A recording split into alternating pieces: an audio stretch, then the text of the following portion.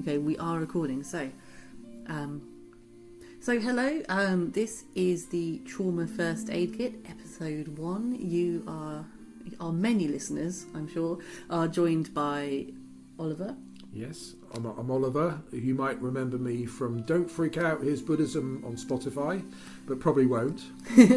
And I'm Jackie, or Jax. I sometimes go by both. And we were also honoured to be joined by my cat Basil, who is currently being very silent. But if you ever hear purring, meowing, or what sounds like an elephant, that's Basil. Yeah.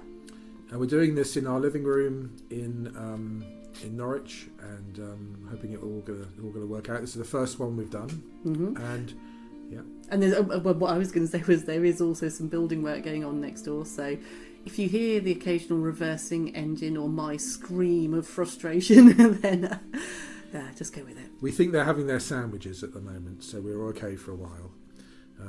So this is the first episode, and it's to do with trauma. The whole, there's going to be 3 shows, and they're going to be simple exercises you can do to reduce trauma.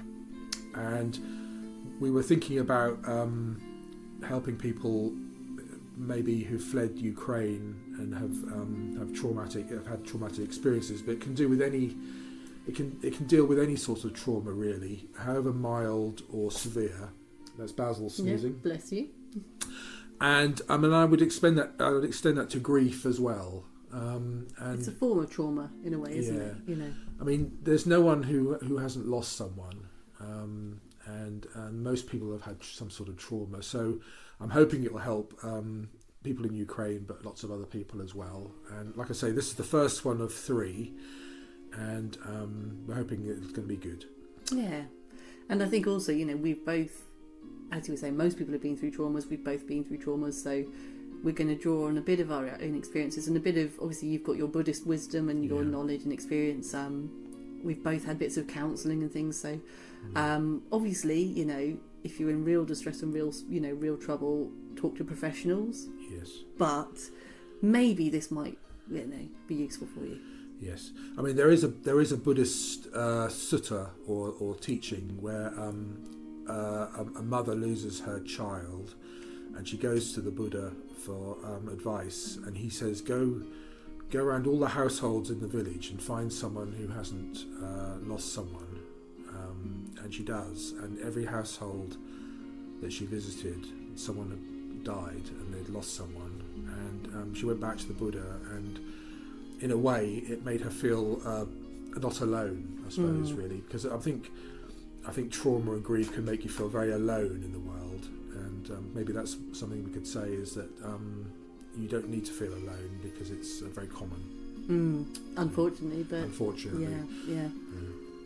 So you were sort of telling me about the plans for this first episode, which was to focus on, it was like identifying the kind of origins of trauma, but also seeing how it affects everything, like how it spills over into now, wasn't it? And we were talking about that. Yeah, we were talking about this the other day, how the feelings that come with trauma and grief, certainly with trauma, can be very powerful, and they might have happened the traumatic event might have happened a long time ago. But what seems to, in my experience of trauma, is that those feelings, maybe their anger or guilt or fear, they will latch onto everyday things around you, and they'll kind of distort the way you see the world. And if the trauma happened a long time ago, you might have got used to seeing the world like that, and not even be aware why you see it that way, when really it's because of something horrific that happened to you a long time ago, or maybe it wasn't so long ago, and because of the sheer force of the event, it's left you, like I say, with a distorted view of the world, which can then latch on to everyday things that are around you. I remember once, one of my traumas is probably 5-6 years ago. I lost a good friend very suddenly. one minute he was fine, next minute he was in a coma, and then they switched off his life support.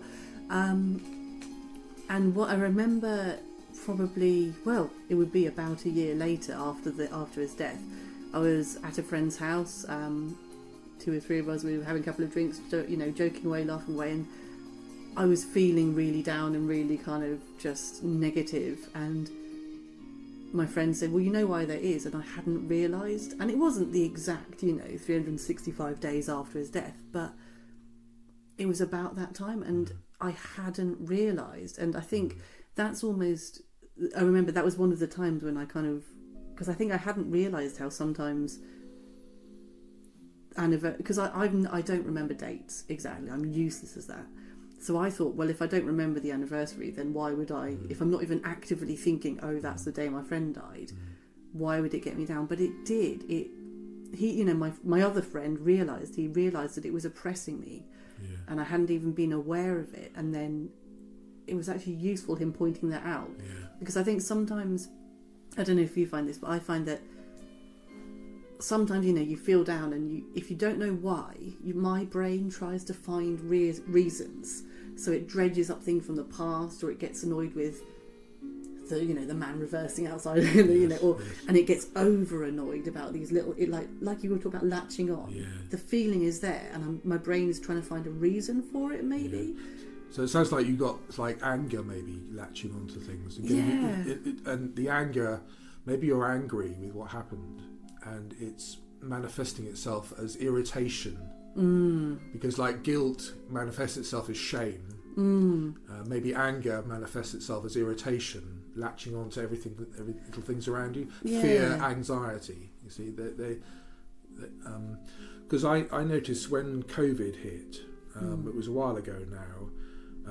In my conscious mind, I wasn't the slightest bit worried about catching COVID, but I started worrying about my boiler and my fridge breaking down.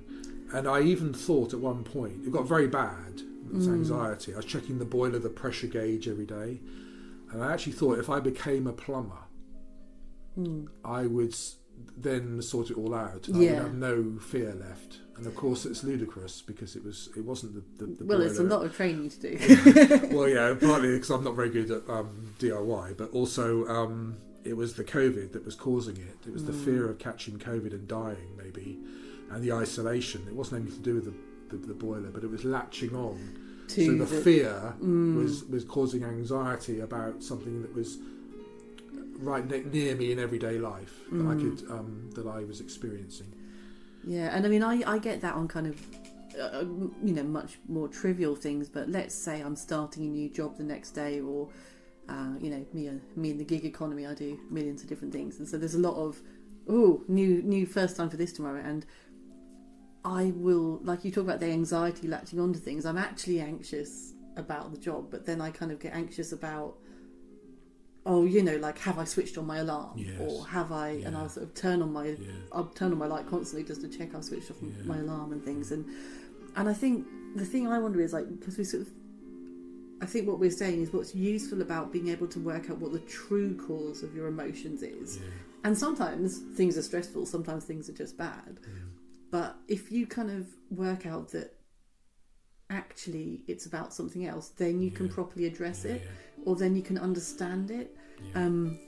Again, similarly, I remember, I can't remember the specifics. I remember I was visiting my friend Doug, and I think I was whinging to him about another friend, and something she was doing was really annoying me. And I was annoyed because I knew I was overreacting. I was like, I know it's not that big a deal, but it infuriates me. And my friend Doug said, well, what's it really about? And I couldn't work it out at the time, but there was some background issue that was making me overreact to a small thing. And I wish I could have worked it out, because I think then, and maybe could have dealt with it, or sort of, Well, I mean, I think that, like we were talking earlier, I think the matters of the heart, so relationships and families and things like that, are very, very powerful things. And I think we were discussing how pop music, like Ed Sheeran and Adele, they sell hundreds and millions of albums, and it's all about romantic relationships, love affairs, and things like that. And no one has yet sold a million copies of a concept album about bombing of Syria. And I think, I often think that those things are bad. The events that are happening in the world are bad. And, my boiler may well have blown up during COVID. I mean, who knows? And it could have caused a lot of trouble. So I'm not saying that these things in the world are bad, but something tells me that it's the matters of the heart that are the real issue with most people. And if you've experienced trauma or loss of a loved one, involving a loved one or lost a loved one, then that is going to be like really, really have a really powerful effect on you. And if you get depressed and anxious about the world, maybe it's other things that have happened in the past latching on. I keep using this word latching on. I apologise, but that's the best way of describing it. Latching on to these things that are in the news, on the television, in your everyday environment, or it could be your boiler. And that's why Ed Sheeran and Adele are so wealthy, because they know that people are more affected by relationships and losing relationships breaking down, and I don't think they talk about trauma and loss, but you could add that to it, all those things. Because you were talking about your friend who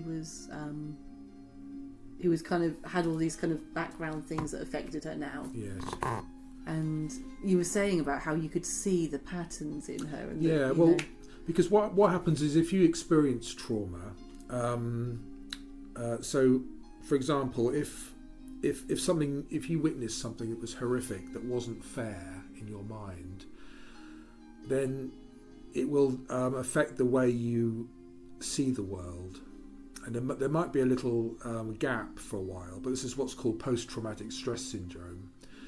And you might see the world as being an unfair place. And that might manifest itself as, reading The Guardian every day or something like that, and getting really annoyed about how unfair the world is, when really, like we say, that it's an affair of it's an issue of the heart, and you might have lost someone who died in an unfair and unjust way, and it's really that's the issue, and it's latching on to things that are around you, like on television, in the newspapers, and I'm not saying the news isn't terrible, but according to Buddhism, it's always been like that.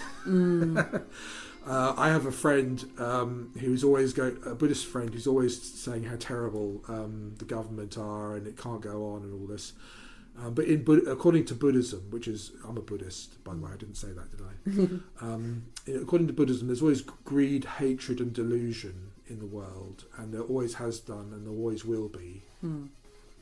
And when you buy and I said to my friend, look, when you buy the newspaper, all you're reading about is greed, hatred and delusion. So why are you surprised that you find it? Yeah, but of course what's really going on is he's got some trauma or issues that are, again, I would say this way, latching on to the politics and the issues of the day. And what you need to do, and what this episode is really about, is trying to trace your feelings.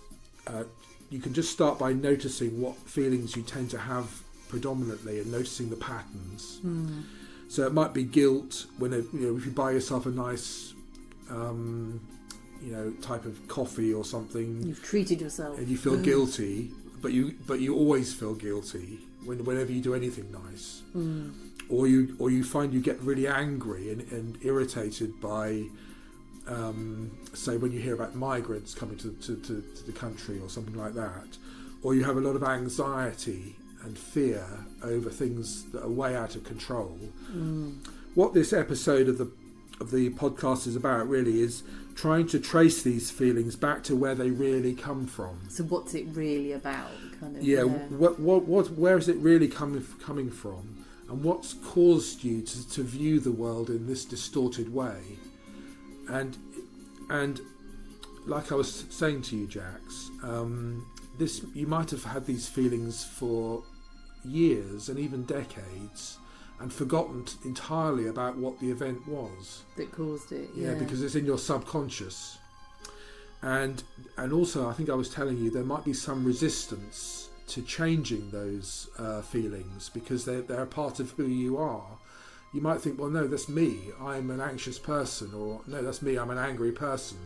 Or you might think your reasons, your emotions are valid. I have every right to be angry. I have every right to be, upset or worried, or you know. In Buddhism, that's called justified indignation. When you think you're right to have an emotion that is unethical in terms of Buddhism. Not unethical, but just not very skillful, they would call it, not really very helpful. You would have justified indignation, which means you're not aware that it's an unhelpful response, and you don't. And so you might have that as well. So I think a lot of people are like that with politics, aren't they? They get completely lost in their anger or their fear or whatever. Politics is a really really thorny problem with Buddhism. Because you have to engage. You do have to engage in politics a little bit, but a lot of Buddhists I know have nothing to do with politics, and I think that's probably a mistake as well. Anyway.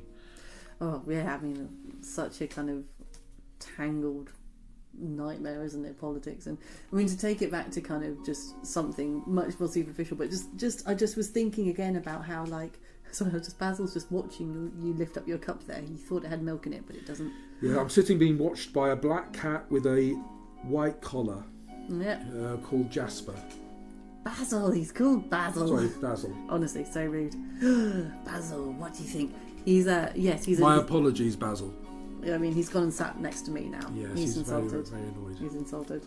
But yes, thinking about just what we were talking about, how something can colour everything. Yes. And I know this is going to sound ridiculous, but I'd like to make it clear that most of the time I don't care what people wear, I don't care what their hair's like, I don't care what they look like.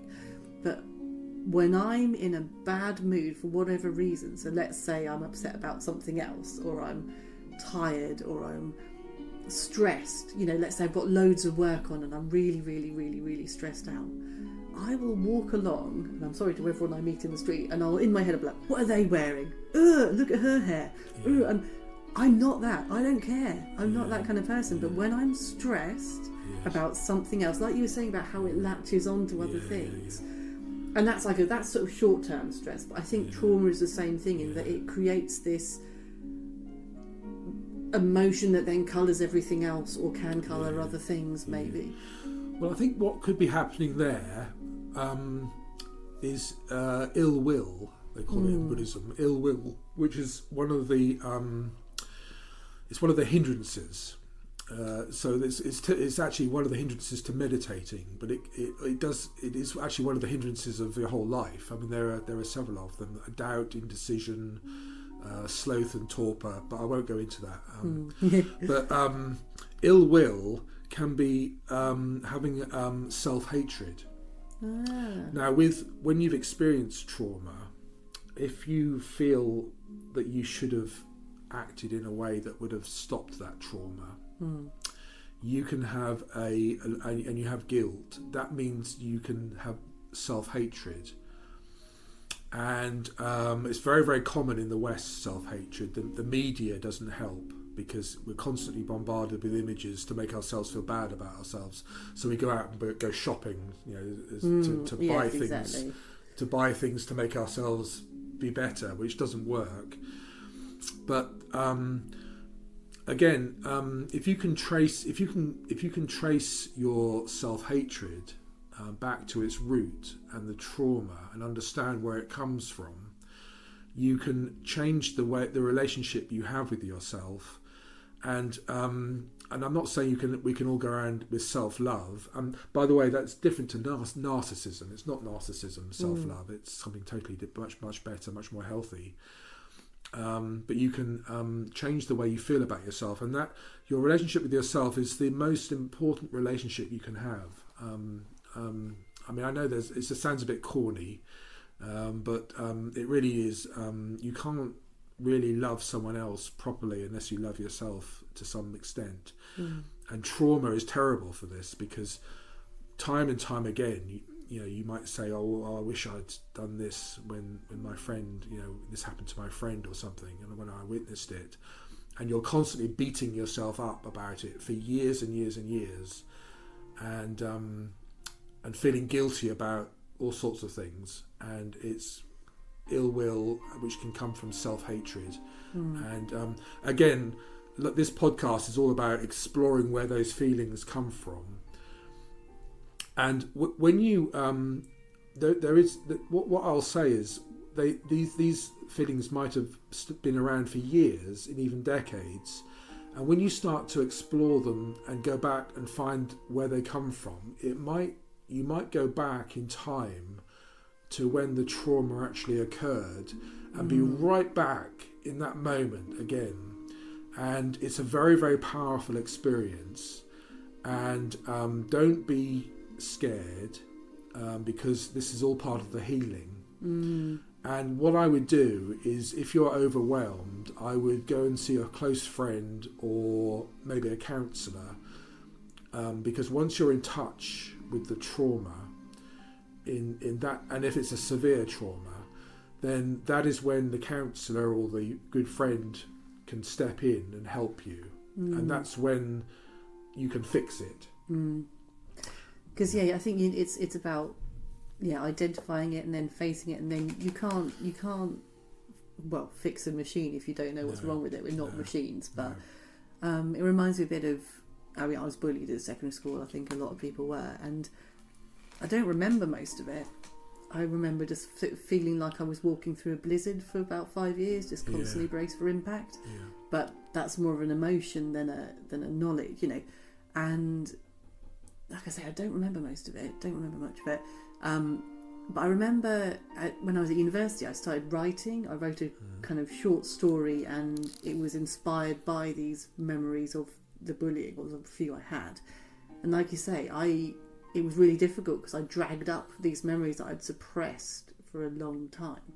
And I dragged up all of these emotions, but there was a purging. There was, and it also felt good to have created something out of it. But actually to finally kind of, well, not finally, it's still work to do, but to face it and to look at it rather than, I don't know. So just what you were saying about how it can be difficult, this process of looking at it, looking at the origins, but it moves forwards. It gives you a point to move forwards from, doesn't it? What this episode is about really is connecting with the feelings that you have, and going and seeing where they come from, and tracing them back to the trauma. And that will be a revelation to you, and it will be fascinating, because you'll be finding out what it is that goes on behind the scenes of the show that you put on every day when you wake up. And what could be more exciting than finding out about yourself and how you operate? But once you've found out about it, which is what this episode is really about, you can move on to the next episode, which is where we'll be looking at how you can change these feelings. And this episode is like connecting with the trauma and seeing where these emotions you've been having for years come from. And then once you've got comfortable with that, you can then move on to the next episode, which is changing these feelings and doing something about it, which is episode 2, which is the next episode. And Jax, we were talking about how not all negative emotions are caused by trauma, and I think that's quite an important thing to say. I mean, if your Amazon package arrives when you're in the bath, and you don't collect it in time, and it goes back to the depot, and you're annoyed, that is not the trauma manifesting itself over on Amazon. That's an everyday annoyance. But then on the other hand, it's an annoyance. But if you're furious about it for days, is there something else Yes. at play? Yes. And that can be the difficult thing, isn't it? Like Yeah. working out what's not valid emotion, what's proportionate, Yes. what's a proportionate response to something, and what's, what are those things that you're sensitive about, that you get really angry about? And for I obviously, as you can tell, I'm a very angry person, and I Irritated. Well, I remember when I was at secondary. I think it was when I was at secondary school, and this is probably, I was being bullied. A lot of stress. I would get furious when the tap took ages to heat up when I was getting ready in the morning. Yeah. Fury. Yeah. And does it really matter? Yes. But it was about something else. Yeah. So, well, my experience of everyday life and the in Buddhism they call it the worldly winds, and I find technology very irritating. So, like when I have to collect my eBay parcel, I have to have a password, and then I have to go to the collection point. And if there's some problem with it, then there's no one you can speak to, and then you have to email someone.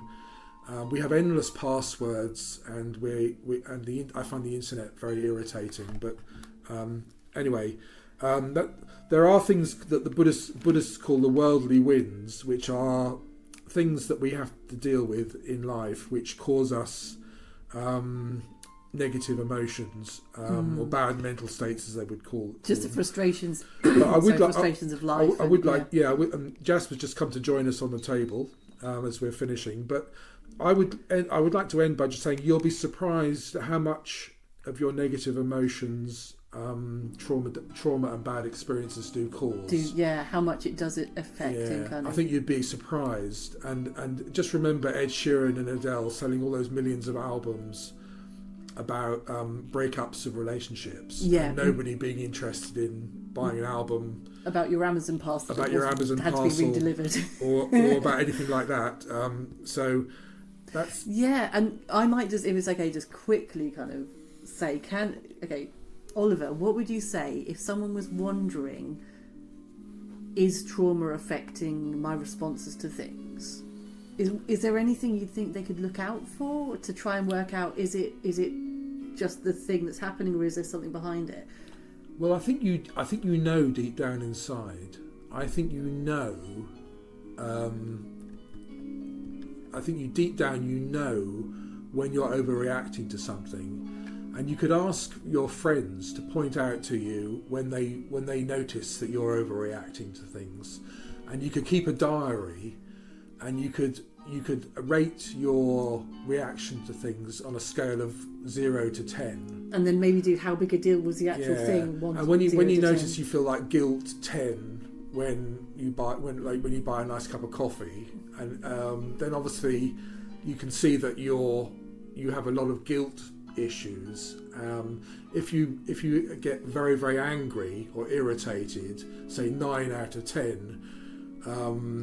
With a neighbour who's like mowing the lawn or something, then again that would indicate that you have anger. There's something going on behind it. Because a normal reaction would be say 3 or 4, wouldn't it? Oh, that's a bit annoying. So maybe keeping a diary, 0 to 10, what emotions crop up, and just catch yourself. And you could even ask friends as well. Yeah, and I think that's that's a good thing about asking friends. Friends who you trust, because they're external to you, and sometimes it can be hard to see things because you're in it, aren't you? So I think that's really useful, and I think in a way that's probably mostly what we've got to say for today. So thank you for listening. Basil listened a lot. I'm sure he's learned a lot. I'm not sure he understands English. He definitely doesn't understand No, You Can't Have That. And I hope you've enjoyed the music today. We might include that in future podcasts. It's really because we've got building work going on next door. But although I think they are still on their lunch break, so yes. we're lucky. So, yes, we hope you found this useful. Again, to reiterate, if this is bringing up really difficult stuff for you, speak to professionals, But at the same time, we want to talk about, this is all about what you can do for yourself, and that you can do these things. And it can apply to any kind of trauma, or I would say loss. and I think most people have had some sort of problem. By the time you get to middle age, everyone's had something like that, and you can free yourself, but there might be some resistance because you might have lived like this for years, and it's become part of you, and you might be attached to that, to that part of you that really isn't doing you much good. So there might be resistance. Yeah. So thank you for listening. If you are going to do some of this work addressing all these issues, be kind to yourself as well. Yes. And give yourself time, and then we hope you're interested in listening to the next episode, which will be looking a little bit at, as Oliver was saying, like once you've identified what's behind everything, how do we then start trying to fix it? Yes. Okay. So goodbye. Goodbye, and I hope you've got some valuable information from this podcast.